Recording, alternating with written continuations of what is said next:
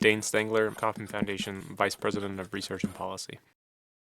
Entrepreneurship itself is not a cohesive discipline. One of the great things about entrepreneurship, but also one of the frustrating things from a research perspective, is that it touches a wide variety of disciplines. The nature of research, its purpose is to take a step back, remove itself from day-to-day biases.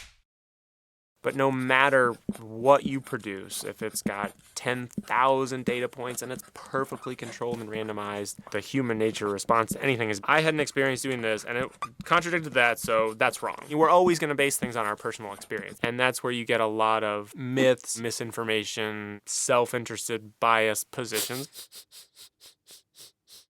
There are several areas in which I think our research and the research of those we fund has been making headway in, if not disproving, at least pushing back against conventional wisdom or what turn out to be myths. The principal one, I think, would be that small businesses are the most economically important part of the U.S. economy. New businesses and young businesses are actually more economically important than small businesses.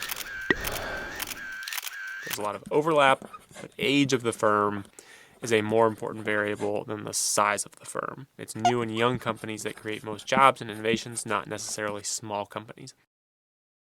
A second myth would be the age of entrepreneurs. Multiple studies have increasingly gone against the conventional wisdom that either all entrepreneurs or the most important entrepreneurs are those footloose and fancy-free 23-year-olds starting tech companies in their local coffee shop at their bedroom. You still see the popular stereotype of magazine covers or television coverage about young entrepreneurs. Those exist, and they're important, but it's by and large true that the quote-unquote peak age for starting a company is in mid to late 30s, early 40s.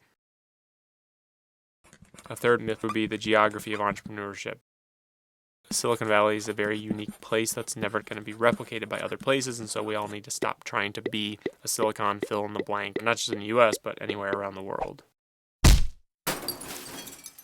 Our most recent one that we've been myth-busting has been about the role of incubators. Most research shows that incubators are not effective at all for actually producing companies. There's a lot of money at stake in the world of entrepreneurship. A lot of people have an interest in whatever viewpoint they're tied to. We don't make a lot of friends if we go out and say, that thing you're trying, it actually is probably not going to work. That also puts the onus on us to have a constructive alternative. So that's what we spend a lot of our time doing, is trying to not only harvest the research on the myths, but also trying to propose constructive alternatives.